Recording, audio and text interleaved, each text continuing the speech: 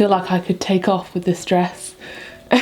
I'll link it down below because I bet I'll get some questions, but this is a birthday present and oh my gosh, it's so cute.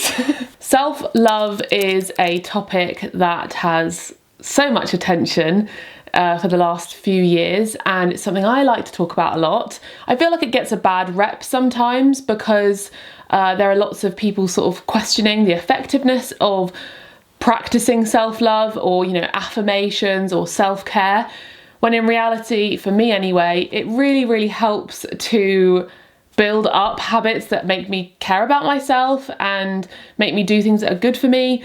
And it's like a reminder that I matter, and if I'm not focusing on myself, then how can I focus on helping other people? But what is tricky with self-love and self-care and all these things is sometimes it can feel a bit like, how do I even start on that? Because I'm in a really depressed state of mind, I don't have self-esteem, I'm not feeling good about myself. How could I even begin to practice self-love? And you've tried, you know, following people's lists and doing certain things and it hasn't made a difference.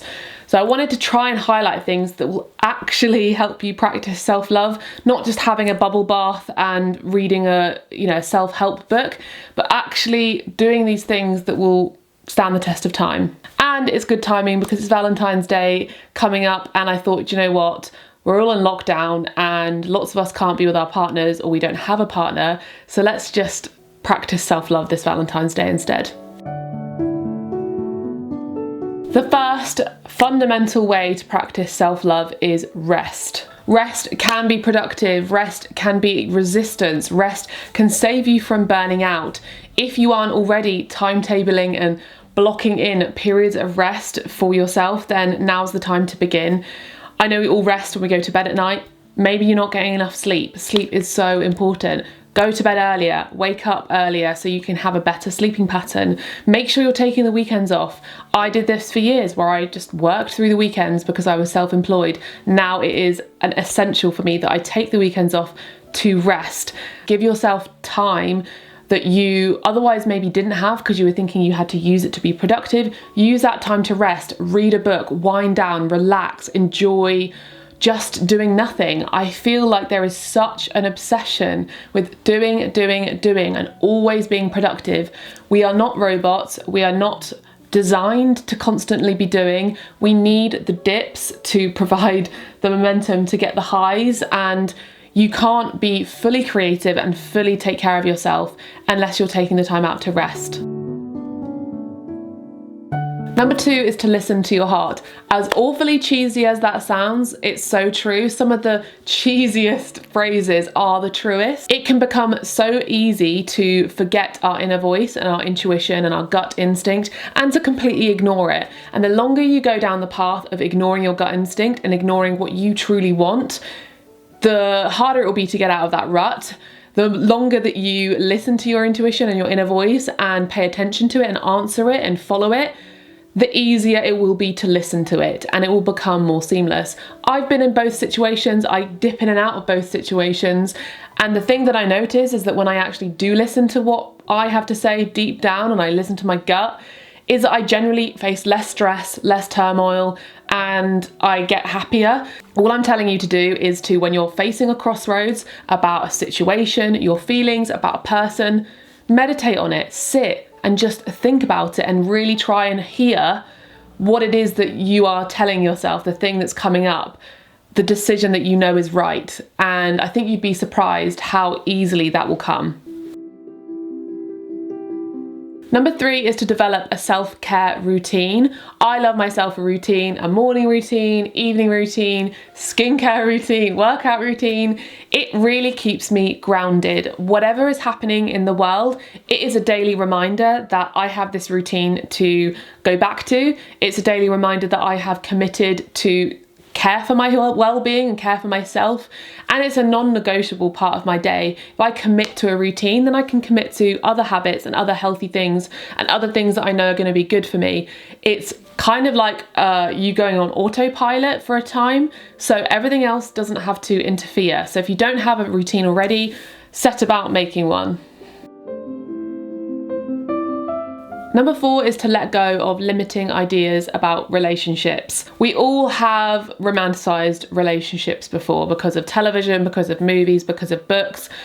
But no relationship is perfect, no relationship is without its faults, and no relationship should carry on if it's toxic and it's not a good one. This could be the limiting idea that friendships and partnerships are perfect and that you're going to live happily ever after and never hit any sort of bumps in the road. Or maybe that limiting idea is that you don't actually deserve that kind of relationship from a friend or a partner, and what you've got is, all you're ever going to get. Let go of those limiting ideas and find balance between the two that actually fits reality. Work through it with people who want to work through it with you, and let go of people who want to give up on you and simply take advantage. Number 5 is to separate your inner critic from your real voice. Everyone has that inner critic that likes to pipe up at the worst of times. When you are feeling your worst, they will just come in and just kick you while you're down. Your body looks weird, you didn't do a very good job at that, why did you say that? That was really stupid. Sound familiar? What I like to do is give that inner voice a name. Think of a person in your life that you've really not liked very much, a name that you hate, I don't know, get creative. Place that name on that voice, and every time it pipes up, just reply. Say, hey, Fred. I like the name Fred, I don't know why I thought of that. Hey Fred, my body actually isn't weird, it's my body. I actually really enjoyed that project, so even if it didn't go to plan, do you know what? I had fun doing it. And what I said earlier, maybe it wasn't the best timing, but nobody cares anyway and nobody's going to remember it. You're not me, you're not my inner voice that we were talking about earlier. You're just a critic, here to kick me while I'm down. Don't give that voice a chance to be right by actually taking care of yourself and practicing self-love. Number 6 is to celebrate yourself. We're all very good at celebrating occasions like your anniversary, your birthday, when somebody gets married, but we're not so good at celebrating the small things. Celebrate the fact that you exercised for the first time in ages. Celebrate the fact that you spoke up in a situation you previously wouldn't. Celebrate how good you look today. Whatever it is, celebrate the small things. Give yourself a bubble bath. Tell somebody about it, write it down and go, I was awesome today because I did this, ... and that's amazing, go me. Write yourself a card, a celebratory card, when you do something small that you have been trying to overcome for ages, because that is worth celebrating. Number 7 is to reach out to others when you need help. This goes without saying, but nobody should ever have to experience feeling depressed, anxious, paranoid, down, overwhelmed and helpless alone. We have people in our lives for a reason. Human beings thrive off of community and social interaction, and during this whole lockdown, it's been even harder on our mental health. We far too often think that other people don't want to be bothered by our problems, but it's actually been proven that it makes people happy to help other people out. You're actually doing your friend or family member a favour by telling them about your problems, because you're distracting them from their own for about 15-20 minutes when you're talking to them about it. They can actually put their own head in your head and help you out and get out of their own. Think about how that feels when someone comes to you and opens up. It's enjoyable to help somebody and listen to somebody and be there for them. So don't forget that that's how other people feel when you go to them.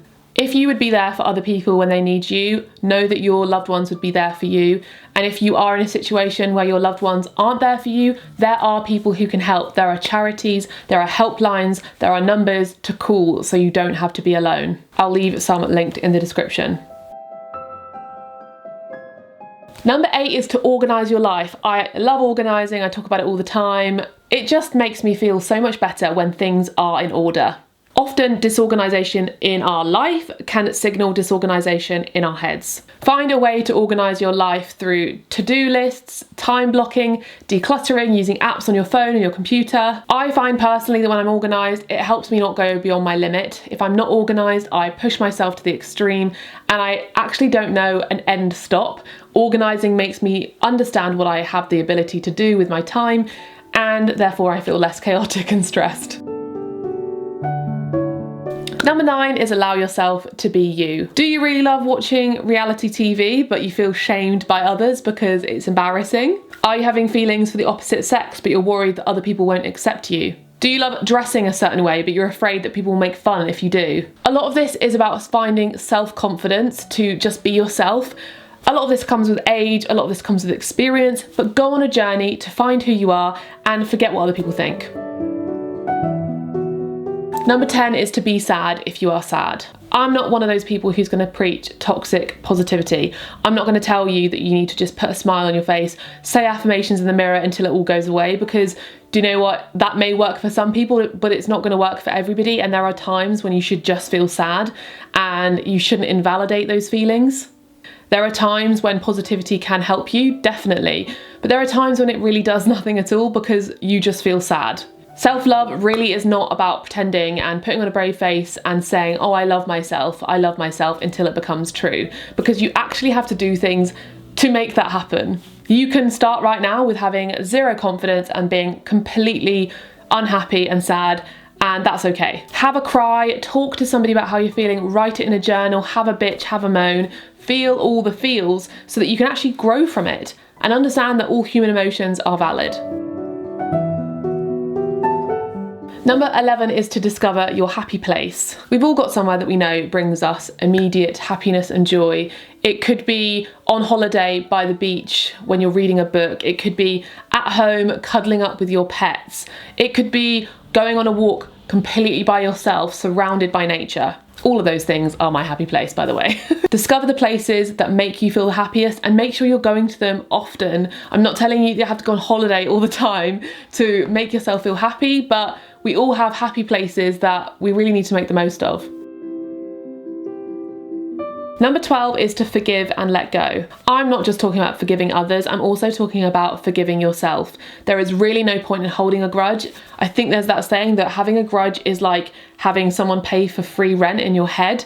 You're just allowing that thought and that emotion to sit there and fester. Forgive yourself for the mistakes you've made and move on. Forgive other people for the mistakes they've made and move on. You could even write a letter of forgiveness to yourself or to another person, and you don't even need to send it. Offer your forgiveness in whatever circumstance and let it go.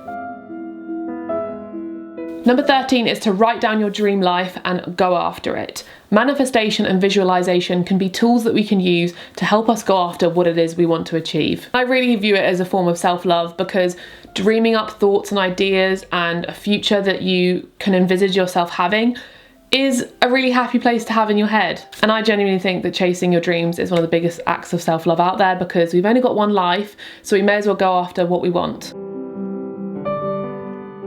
And finally, number 14, don't expect perfection. I wanted to finish this list off with talking about perfectionism and all or nothing attitudes because I have struggled with it relentlessly for years. I always go into new healthy habits and self-love and wanting to improve my life, thinking that it has to be all or nothing and it has to be perfect. It absolutely doesn't, and it absolutely cannot be perfect, because perfect doesn't exist. Do not go into this whole idea of thinking you want to practice self-love and you want to really improve your confidence and your self-esteem, thinking that it's going to happen overnight and that if you have a hiccup, that's a bad thing. It's never going to be a straight line, it's always going to be up and down.